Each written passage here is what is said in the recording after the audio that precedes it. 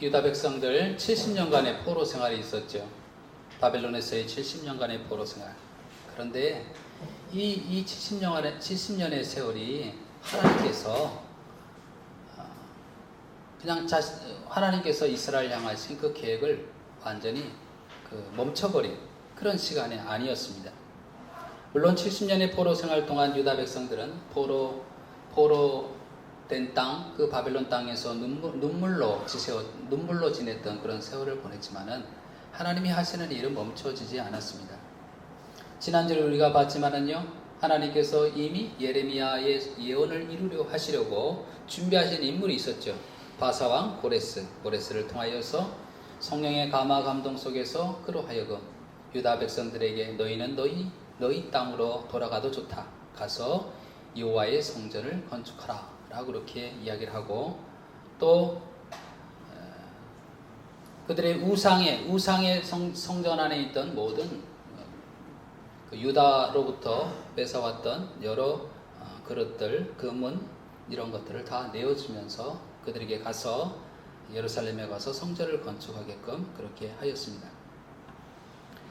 이렇게 마음의 감동함을 받고 예루살렘을 향하여서 출발한 사람들이 있었고, 또 직접 가지는 못하였어도 돕는 사람들이 있었죠. 이 사람들이 이제 출발하여서 유다 땅에 도착한 그 사람들이 있었는데, 그 사람들이 수요가 얼마나 됐는지, 또 그들은 어떤 사람이 있는지를 에스라 2장에 보게 되면 속상하게 적고 있습니다. 오늘 본문의 말씀은 3장부터 시작하잖아요. 근데 2장에 보게 되면 이 돌아오는 이 길에 참여하는 사람들이 어떤 사람들인지, 또 그 수가 얼마 되는지 소상하게 적고 있는데, 이때 귀환한 사람의 수가 42,360명이었습니다. 유다 총독 스룹바벨, 또 대제사장 예수아의 인수라에서 그들이 돌아왔습니다. 그래서 2장을 읽어보다 보면 이런 생각할 거예요. 아니, 이런 숫자들을 이렇게 성경에 적어놨을까? 이렇게 생각할 수 있습니다. 성경을 보다 보게 되면 여러분, 이게 왜 성경에 적혔을까? 이런 생각을 할 때가 많잖아요. 여러 족보도 그렇고 이런 숫자들 이렇게 보게 되면 계속 숫자를 읽다 보면, 성경을 통독할 때 숫자를 읽다 보면 이거는 왜 적어놨을까? 이런 생각을 할 때가 있잖아요. 2장에 그 숫자를 적어놓고 있습니다. 돌아온 사람들의 그 수요, 구체적으로 그들이 어떤 사람들인지를 적어놓고 있습니다. 에스라 2장 3절에서 20절까지 보게 되면요, 18명의 이름에 자손들의 수요가 기록되어 있습니다. 누구누구의 자손 몇 명, 이런 식으로 적혀 있어요. 예를 들어서 바로스 자손 2172명, 스바랴 자손 372명, 이렇게 어느 자손에 속한 사람이 몇 명인지를 적어놓고 있고요. 에스라 2장 21절에서 35절까지 보게 되면요, 어느 사람의 자손으로 분류되기 어려운 사람들이 있을 거 아니에요. 그런 사람들 가운데 지역으로 사람들의 또 수요를 기록하고 있습니다. 예를 들어서 베들레헴 사람 123명, 느도바 사람 56명, 이렇게 어느 사람의 자손으로는 분류되기 어려운 사람은 또 지역적으로 해서 그들을 분류해 놓고 있고요. 또 에스라 2장 36절에서 41절을 보게 되면 돌아온 자들 중에서 특히 제사장들과 레위인들 있죠. 성전 제사 회복에 필요한 그런 사람들의 자손의 수를 기록해 놓고 있고요. 또 에스라 2장 43절에서 58절 보게 되면 돌아온 자들 중에서 종들도 있었는데 그 종들의 수요가 392명이었습니다. 그들의 선조의 이름을 기록하면서 그 종들이 수요가 얼마인지를 적어놓고 있습니다. 웬만하면 다 들어갔을 것 같잖아요. 그죠? 누구의 자손, 또 거기에 속하지 못한 사람은 지역적으로 어느 지역 사람 이렇게 돼 있고, 제사장 레위인 사람들, 그리고 종들까지 했으면 다 들어갈 것 같잖아요. 그런데 그렇지 않습니다. 어디로 분류하기 어려운 사람들이 있단 말이에요. 그 소속과 족보가 불확실한 사람들도 있습니다. 여기에 대해서도 그들에 대해서 파악을 했는데 그들의 수가 652명이었다라고 되어 있습니다. 그래서 총 돌아온 사람의 회중의 합계가 42,360명이다. 이렇게 여기 말씀하고 있습니다. 그런데 여러분, 이렇게 숫자를 보다 보게 되면 뭐 숫자를 이렇게 정확히 이야기할 필요가 있나 이런 생각이 들고, 그냥 우리가 성경을 보게 될 때 대략 몇 명이라고만 얘기해도 충분히 알겠는데 왜 구체적으로 이렇게 체계적으로 분류하고 그 사람의 숫자가 얼마인지에 대해서 적어놓고 있는가, 이런 생각이 들잖아요. 근데 그런 생각을 하던 차에 저 마음속에 이런 생각이 들었습니다. 이 사람의 수요가 어떤 사람들입니까? 포로로 잡혀가서 그 고생하던 사람들이 다시 그들이 잃어버린 땅, 그 예루살렘을 향해서 돌아온 사람이잖아요. 하나님의 성전, 무너진 하나님의 성전을 다시 건축하려고 돌아온 사람이잖아요. 성령의 감동함을 받고 그 땅, 그 하나님의 땅으로 돌아오려는 사람들이잖아요. 그 사람의 숫자가 정확히 몇 명인지를 분명하게 기록하고 있잖아요. 이걸 보면서 이런 생각을 하게 되었습니다. 신약에 와서 예수님께서 자신을 이야기하시면서 본인이 성전이다라고 이렇게 얘기를 하고 있잖아요. 그리고 생각해 보니 마치 그들이 예루살렘으로 돌아가듯이요, 우리는 예수님을 통하여서 하나님께로 돌아온 자입니다. 예수님을 통하여서 하나님의 자녀가 되어서 하나님의 백성으로 찾아진 자들입니다. 그렇지요. 그걸 생각하게 될 때에 예수님으로 말미암아서 하나님께로 돌아온 구원을 얻은 자의 수요, 그의 수요도 한 명도 오차가 없이 빠짐없이 정확하게 기록될 것이다 라는 그런 생각을 하게 됐어요. 기록될 것이다 라고 그러니까 또 이런 생각이 들죠. 어디에 기록될 것 같습니까? 생명책에 기록될 것이다 라고 하는 거죠. 대충 몇 명이 될 것이라 얘기하지 않고요, 한 명. 예수님 안에서 구원받은 사람들이 이름이 기록되어지고 호명되어지고 구원받은 자로서 확증되어지는 그런 일이 있을 것이다 라고 하는 것을 생각하게 되었습니다. 요한계시록 3장 5절에 보게 되면요, 이기는 자는 이와 같이 흰옷을 입을 것이요 내가 그 이름을 생명책에 결코 지우지 아니하고 그 이름을 내 아버지 앞과 그의 천사들 앞에서 시인하리라. 그 마지막에 예수님의 피로 말미암아 생명책에 기록된 자들,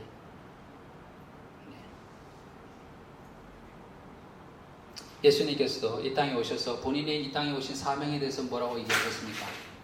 나를 보내신 이의 뜻은 내게 주신 자들 중에 내가 하나도 잃어버리지 아니하고 마지막 날에 다시 살리는 이것이니라.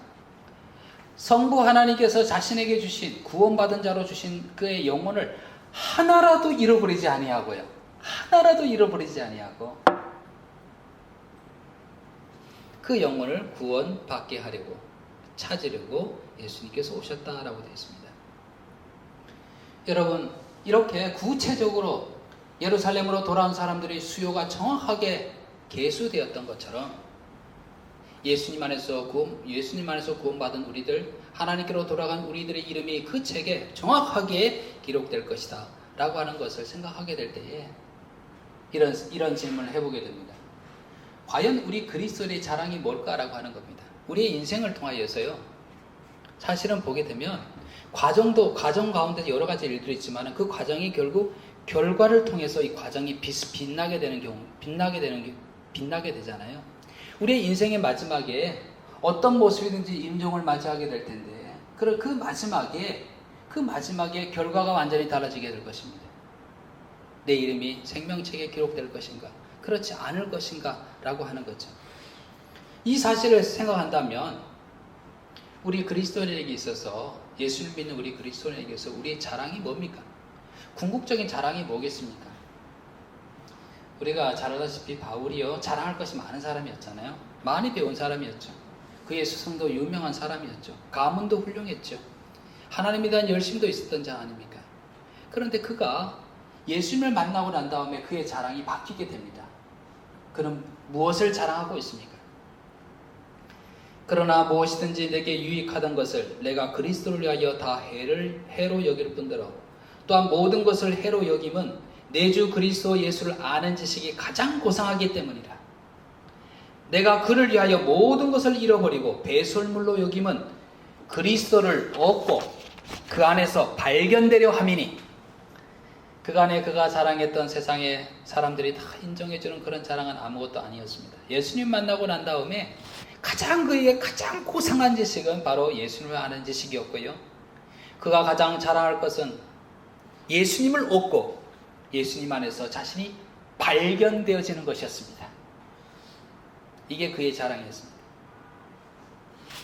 그러나 여러분, 우리가 예수님을 만나서 우리의 신분이 하나님의 자녀가 되어지고 영생을 얻은 자가 되었다라고 하는 그런 고백이 우리에게 나오게 될 때에 우리의 자랑은 뭐가 되겠습니까? 그것은 예수님의 속죄의 피를 통하여서 내 이름이 바로 그 생명책에 기록되어져 있다는 것. 그 이름이 내 안에 그 주님의 이름이 새겨져 있다라고 하는 것. 그것이야말로 내 생의 면류관이요 자랑인 것입니다. 늘 설교 때마다 가끔 제가 말씀드리지만요, 저는 저희 아버지를 생각할 때마다 참 우리 아버지 힘들게 사셨구나 이런 생각을 할 때가 있습니다.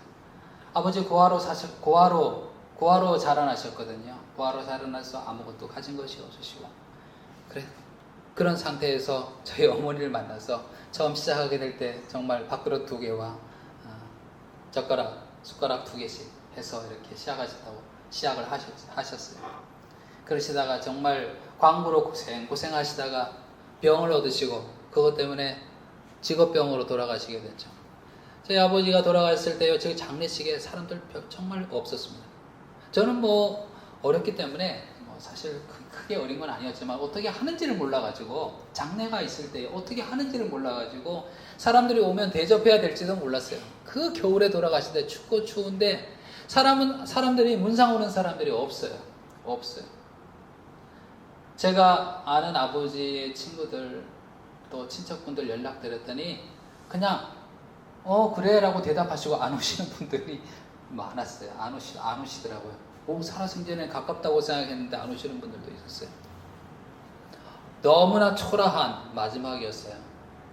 그런데 저는요, 그것 때문에 아버지가 그렇게 초라한 마지막 장례식을 치렀다 그래가지고 그것 때문에 아버지 그것 때문에 불쌍하다는 생각 별로 하지 않습니다.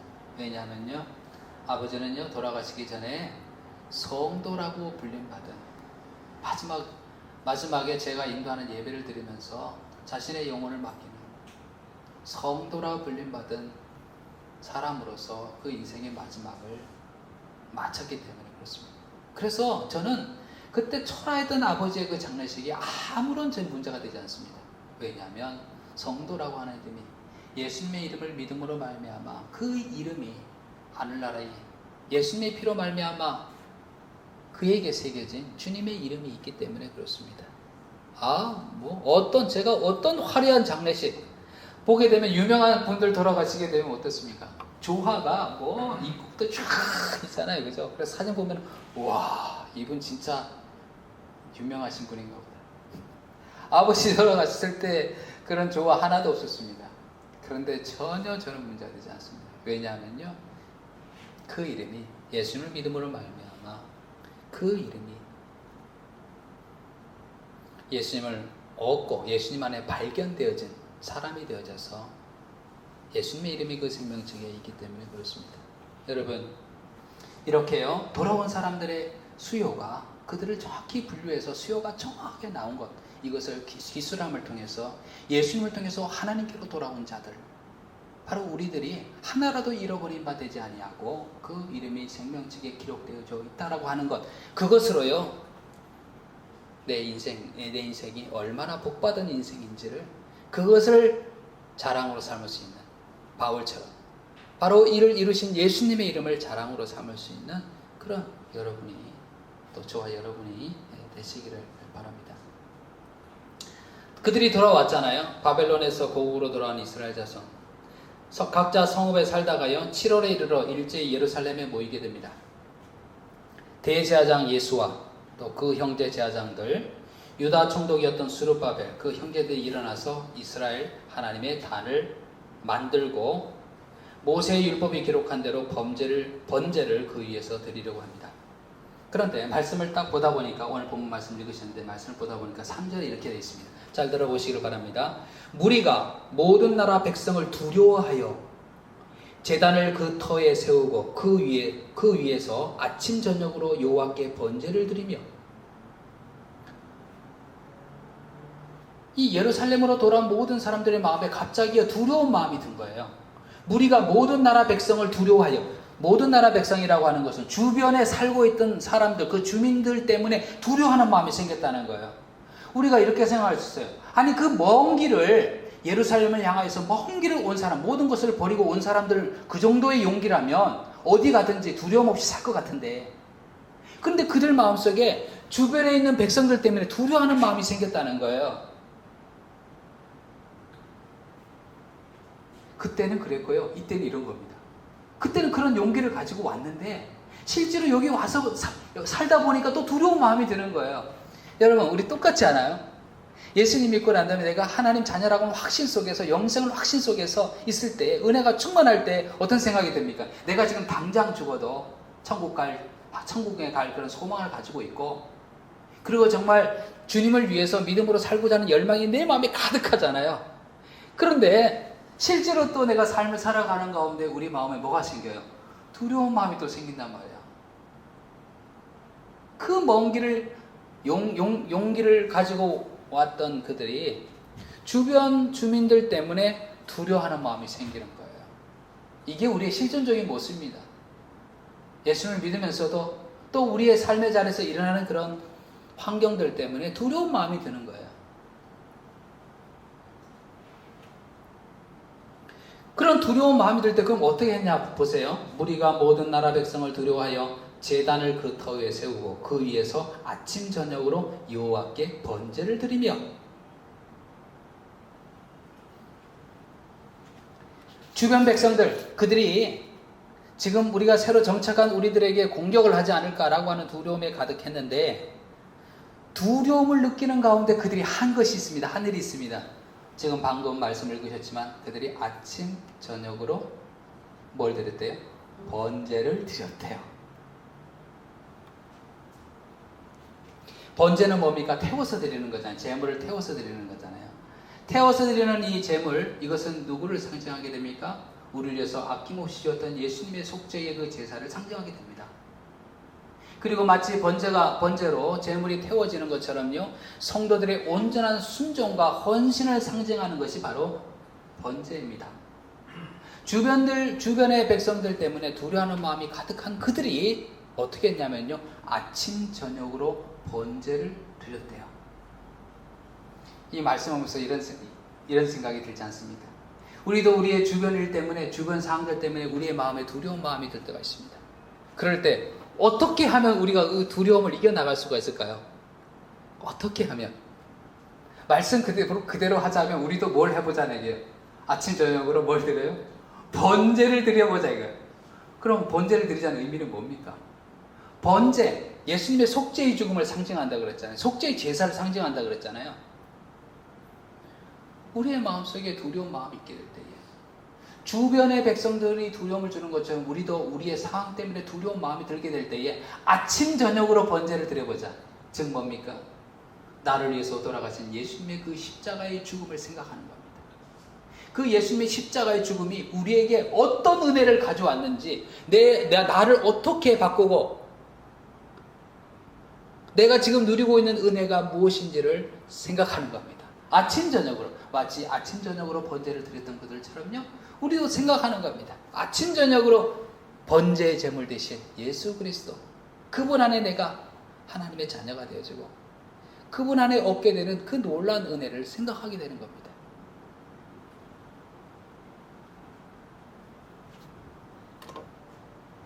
이것을 아침 저녁으로라고 하는 말을 통해서도 우리가 보듯이 우리의 삶 속에서 시작과 끝을, 아니 순간순간을 우리의 눈을 예수님을 향해서 보게 되고, 예수님 안에서 성취되어진 그런 그 복이, 그런 내 신분이 무엇인가를 확인하게 될 때 우리가 무엇을요? 두려움을 이겨나가게 됩니다. 아침 저녁으로 드렸다라고 하는 것은요, 계속해서 두려움을 온다는 거죠. 두려움은 옵니다. 그러나 계속해서 번제를 드리는 것처럼 예수님의 속죄의 죽음을 생각하는 겁니다.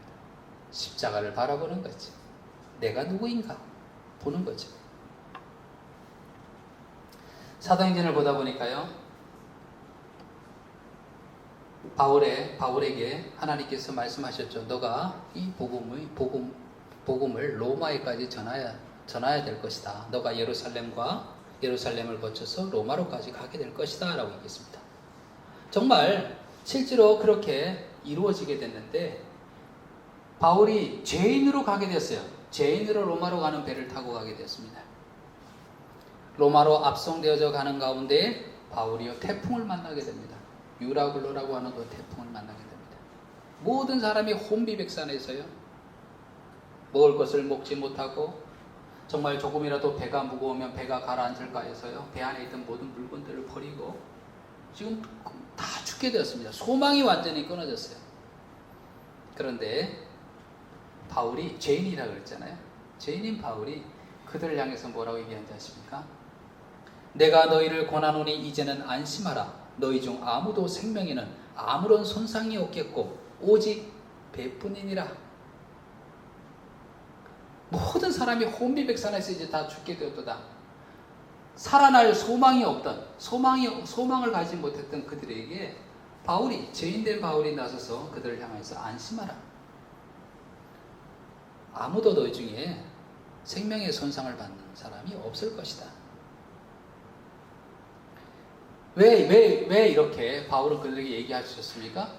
그것은요, 그와 함께 하시는 하나님의 말씀을 들었기 때문에 그렇습니다. 생각해보세요. 배 안에 있는 모든 사람이 두려움에 빠져 있을 때, 똑같죠?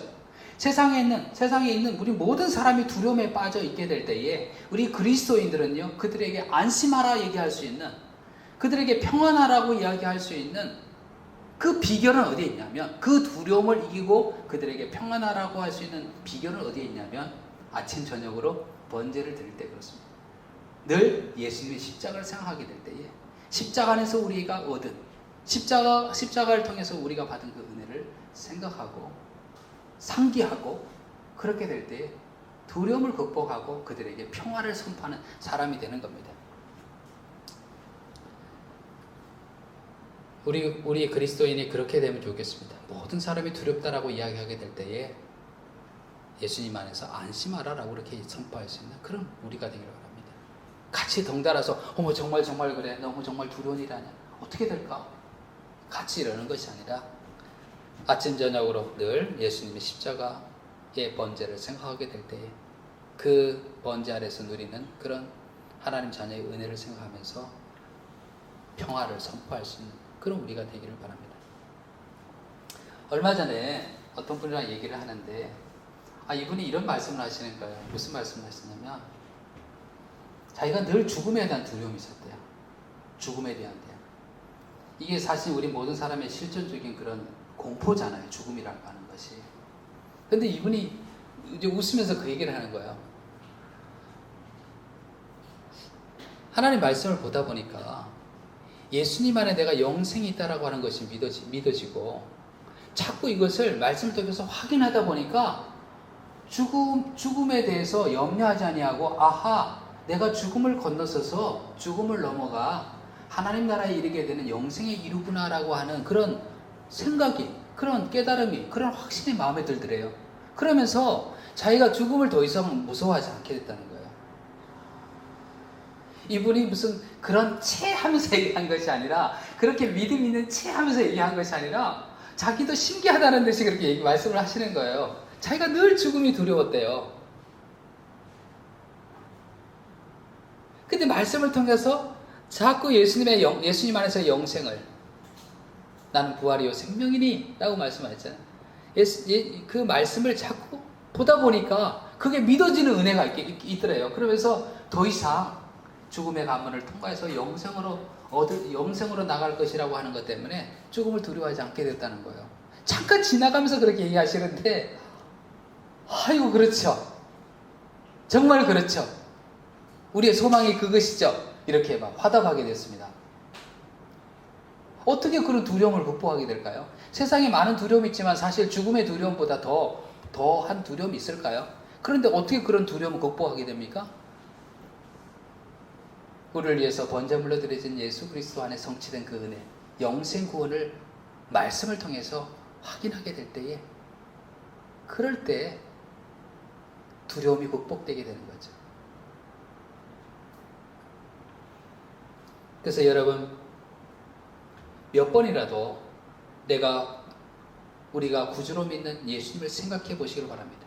두려운 마음이 나에게 들게 될 때에 내 눈을 들어 번제로 드리신 예수님을 생각해 보시길 바랍니다. 그리고 예수님의 이름으로 기도하시길 바랍니다.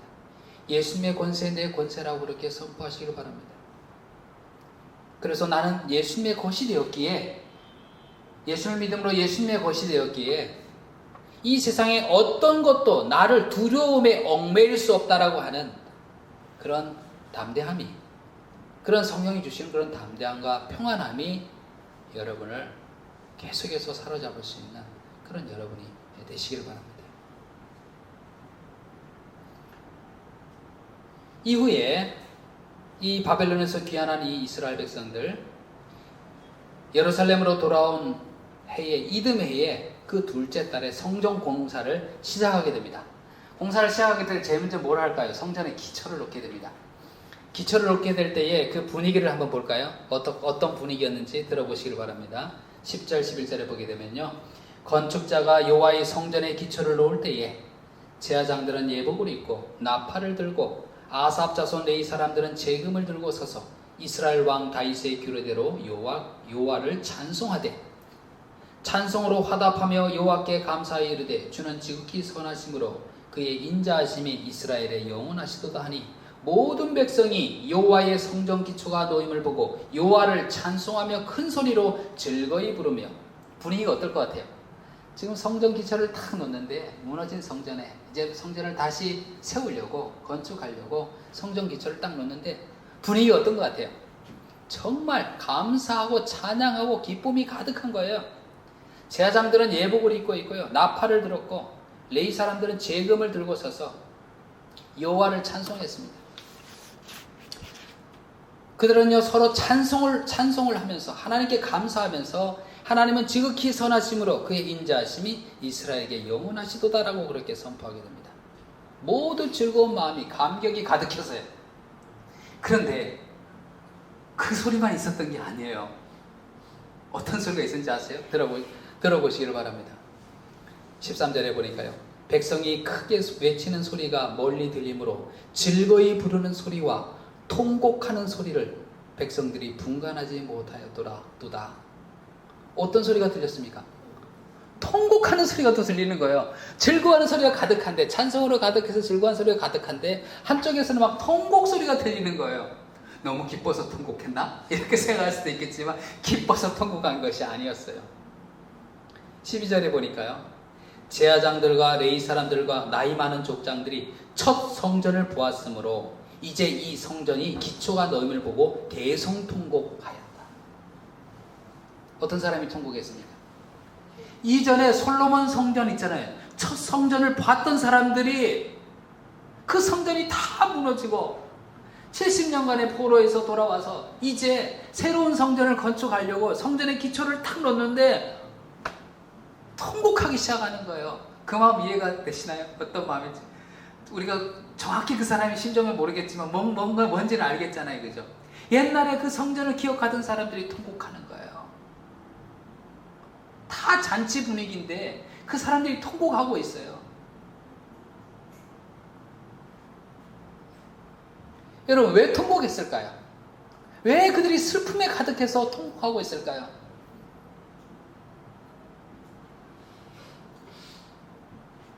우리도 누군가 얘기할 때 갑자기 막 터져나올 때가 있죠. 울음이 막 터져나올 때가 있잖아요. 옛날 이야기를 하는 건데 막 터져나올 때가 있잖아요. 왜 터져나옵니까? 내 인생에서 단순한 일이 아니라 정말 너무 아주 절망스럽기도 하고 너무 극적이기도 했던, 정말 그때만 생각하면 왜 그랬을까를 반복해서 곱씹어 생각하게 되는 그 어떤 경험이 있잖아요. 그것이 탁 건드려지게 될 때 어때요? 막 울음이 터져 나오잖아요. 그때 감정이 그대로 살아나면서 정말 말 그대로 통곡하게 되잖아요. 그거예요. 옛 성전을 봤던 사람들, 그것을 기억하는 사람들이 통곡한 이유가 뭐겠습니까? 옛 성전을 생각하게 된 거죠. 그 장면이 떠오르는 거죠. 그 화려했던 솔로몬 성전이 무너진 것을 눈으로 봤던, 정말 믿어지지 않았던 그런 경험들을 봤죠. 자신의 나라가, 하나님의 택한 백성의 나라가 망하리라고 생각지도 못했는데 완전히 망해버리고 포로로 끌려가게 되고 황폐화되어지는, 성전에 있는 모든 기물들이 다 빼앗아가는, 그걸 눈으로 본 사람들이잖아요. 그거를 생각하게 될 때에 지금 다시 성전을 놓는다고 기초석을 놨을 때 그거 생각을 하니까 가슴이 터져나올 것 같은 거예요. 통곡하게 되는 거죠. 그들이 70년 동안 포로 생활할 때에 떠나지 않았던 질문이 있었을 거예요. 어떤 질문을 했겠어요? 어떻게 성전이 무너질 수가 있었을까? 그리고 질문했을까요? 어떻게 하나님의 백성의 나라가 망할 수가 있을까? 아마 70년 내내 그것이 그들을 괴롭혔을 거예요. 그런데 그 포로기 속에서 그들은요, 해답을 찾았어요. 무너지지 않을 것 같았던 하나님의 성전, 망하지 않을 것 같았던 하나님의 나라가 왜 망했던가? 어떤 해답을 얻었을까요? 성전이 건물이 아니라는 것을 알게 됐어요. 성전이 하나님의 임재하심이 떠나가면 더 이상 성전이 아니라고 하는 것을 알게 된 거고, 자신들에게 붙여져 있는 이런 하나님의 백성이라고 하는 이 이름이 하나님의 언약을 지키지 않고 순종하지 않는다 그러면 더 이상 하나님의 백성이라고 하는 이 이름표가 아무것도 아니라는 것을 그들은 알게 된 거죠. 그들은 건물을 자랑할 것이 아니라 하나님의 임재 속에 살아가는 삶을 살아야만 됐었습니다. 그들은 하나님의 백성이라고 하는 이름표를 자랑할 것이 아니라 하나님의 언약의 백성으로 하나님의 말씀에 순종하여 살아가야 되는 것이었음을 알게 된 것이죠. 껍데기를 자랑할 것이 아니었습니다. 여러분, 우리가 신앙생활을 하면서 시간이 지나감에 따라서요, 우리가 껍데기를 자랑할 수가 있어요. 나는 몇 대 믿음의 자손이고, 나는 어느 교회에 출석하고, 나는 어떤 직분을 가지고 있고, 이런 거 있잖아요. 그러나 생각해보게 되면 이게 본질이 아니잖아요. 껍데기를 자랑할 수 있는 거예요. 이스라엘 백성이 사실 껍데기를 자랑했던 거예요. 얼마나 아름다운 성전인가, 이걸 자랑했던 거예요. 우리는 하나님의 택한 백성, 영원할지어다 이렇게 했던 그런 백성 아니었어요. 껍데기를 자랑할 것이 아니었다는 것을 그들은 포로기를 통해서 철저하게 깨달은 겁니다.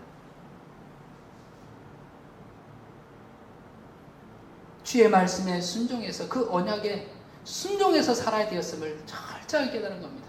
그들이 돌아와서 이제 새로운 성전을 지으려고 기초석을 놓게 될 때에 그것이 생각난 겁니다. 통곡이 나오는 겁니다. 왜 우리가 그렇게 살았던 거? 그리고 그들 마음속에 어떤 결심을 하게 된 겁니까? 이제는 그런 껍데기의 신앙을 가지 말아야겠구나. 하나님의 임재 속에 살아가는 것이구나. 가야 되는구나. 하나님의 그 말씀에 순종하여 살아가야 되는 것이구나라는 것을 계속해서 통곡 속에서 그들은 곱씹어 생각했을 것입니다.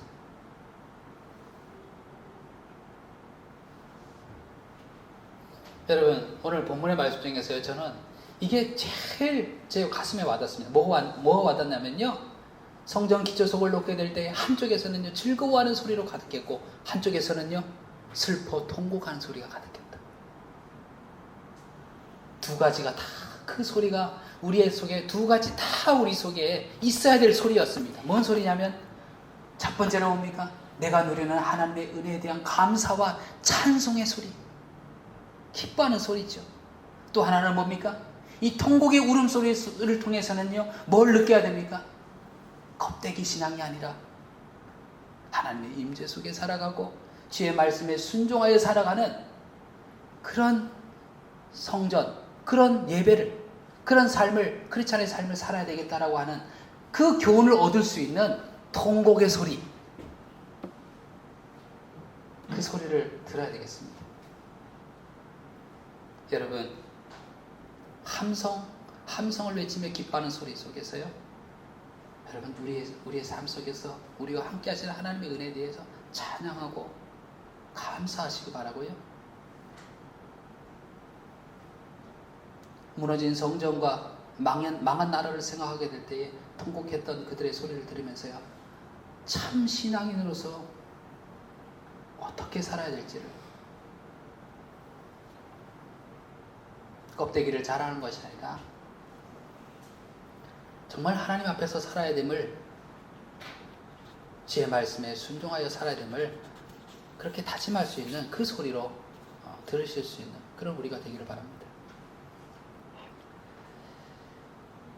히브리서 3장 15절에요. 13장 15절에 그러므로 우리는 예수로 말미암아 항상 찬송의 제사를 하나님께 드리자. 이는 그 이름을 증언하는 입술의 열매니라.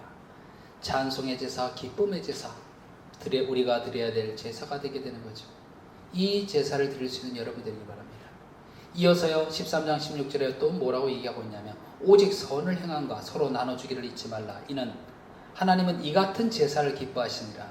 이것은 뭡니까? 하나님의 선하신 뜻, 기뻐하시는 뜻을 분별해서 그렇게 순종해 나가는 제사, 이것이죠. 이 순종의 제사를 또한 드릴 수 있는 여러분 되시길 바랍니다.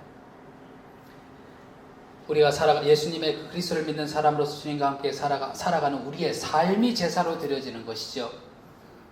우리가 잘 아는 말씀, 로마서 12장 1절 말씀, 그러므로 형제들아 내가 하나님의 모든 자비하심으로 너희를 권하노니 너희 몸을 하나님이 기뻐하시는 거룩한 산제물로 드리라. 이는 너희가 드릴 영적 예배니라. 우리의 몸을 하나님이 기뻐하시는 산제물로 드리는 우리의 삶이 하나님께 드려질 그런 예배가 되는 거죠. 오늘 성경 기초석을 놓을 때 들려졌던 그 기쁨의 소리, 또한 한편으로는 통곡의 소리를 여러분 생각하시면서 우리의 삶을 통해서, 우리의 몸을 통해서 기쁨의 예배, 감사 예배를 드릴 수 있는 여러분, 또한 순종의 예배를 드리며 살아갈 수 있는 그런 저와 여러분이 되시기를 간절히 축원을 드립니다.